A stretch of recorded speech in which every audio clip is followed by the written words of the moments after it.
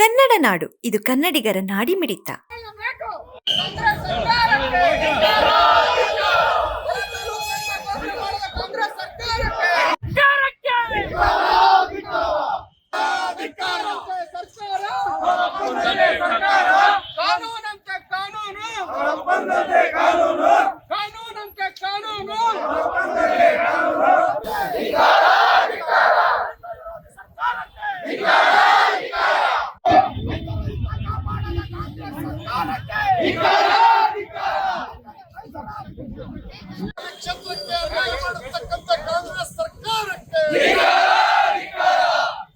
ಜನರಿಗೆ ದ್ರೋಹ ಮಾಡಿರ್ತಕ್ಕಂಥ ಕಾಂಗ್ರೆಸ್ ಸರ್ಕಾರಕ್ಕೆ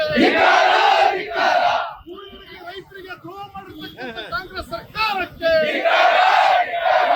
ವಹಿಸಿದಂತ ನಮ್ಮ ಪಕ್ಷದ ಜಿಲ್ಲಾಧ್ಯಕ್ಷರಾದ ಸಂದೀಪ್ ರೆಡ್ಡಿ ಅವರೇ, ಪಕ್ಷದ ಮಂಡಲ ಅಧ್ಯಕ್ಷರಾದ ಪೂಜಾರ್ ಮಲ್ಲಣ್ಣ ಅವರೇ,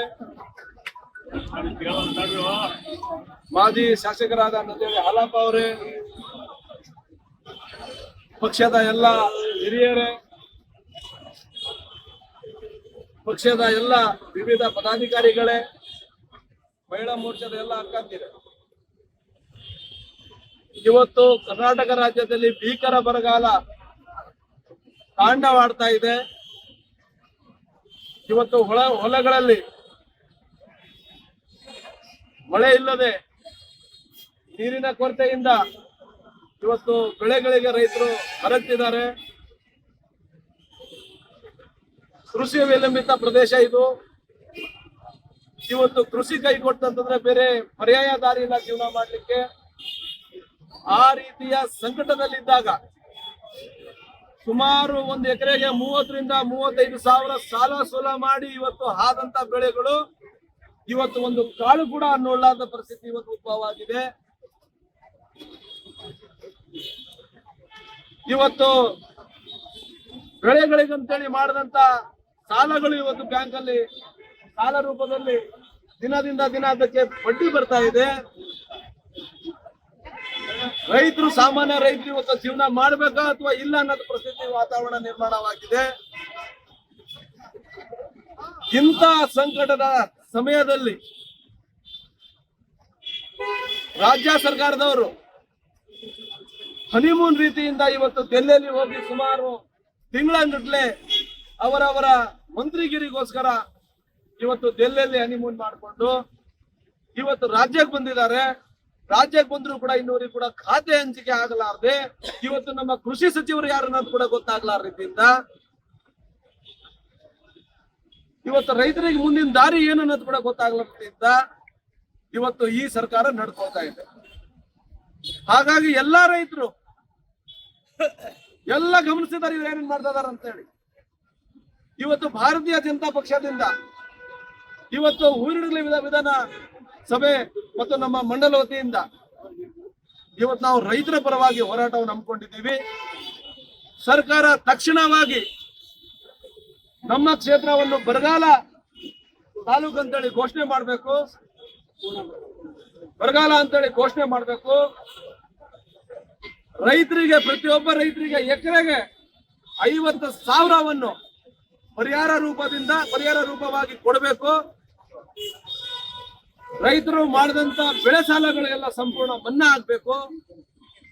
ಇವತ್ತು ಕ್ಷೇತ್ರಕ್ಕೆ ಕುಡಿಯ ನೀರಿಗೆ ಮತ್ತು ದನಕರಗಳಿಗೆಲ್ಲ ಮೇವಿಗಂತೇಳಿ ಪ್ರತಿ ಕ್ಷೇತ್ರಕ್ಕೆ ಕಡಿಮೆ ಅಂದ್ರೆ ಒಂದು 50 ಕೋಟಿ ಇವತ್ತು ಅನುದಾನವನ್ನು ತಕ್ಷಣ ಬಿಡುಗಡೆ ಮಾಡಬೇಕು. ಜೊತೆಯಲ್ಲಿ ಇವತ್ತು ಕೆಲಸ ಕೂಲಿ ಇಲ್ಲ ಅಂತೇಳಿ ಇವತ್ತೇನು ಕೂಳೆ ಹೋಗ್ತಾ ಇದ್ದಾರೆ. ಅವರ ಅನುಕೂಲಕ್ಕೋಸ್ಕರ ಕೆಲಸವನ್ನು ಕೊಡೋದರ ಕೆಲಸವನ್ನು ಮಾಡಬೇಕು. ಗೂಳೆ ಹೋದಂತ ರೈತರ ಮಕ್ಕಳಿಗೆ ವಿಶೇಷವಾಗಿ ಒಂದು ಹಾಸ್ಟೆಲ್ ತೆರವಿ ಆ ಮಕ್ಕಳಿಗೆ ನೋಡೋದರ ಕೆಲಸಗಳಾಗಬೇಕು. ಇವೆಲ್ಲ ಬೇಡಿಕೆಗಳನ್ನು ನಾವು ಮುಂದಿಟ್ಕೊಂಡು ಇವತ್ತು ಈ ಹೋರಾಟವನ್ನು ಮಾಡ್ತಾ ಇದ್ದೀವಿ. ಸರ್ಕಾರ ತಕ್ಷಣ ಈ ಬೇಡಿಕೆಗಳನ್ನ ಈಡೇರಿಸಬೇಕು.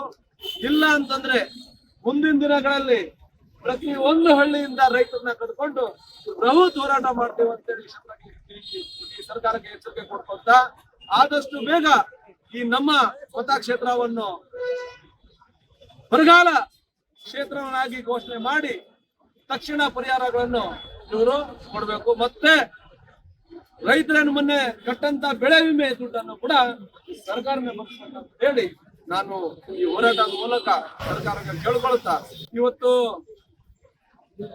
ಕೃಷಿ ಮೇಲೆ ನಾವೆಲ್ಲ ಅವಲಂಬಿತ ಆಗಿದ್ದೀವಿ.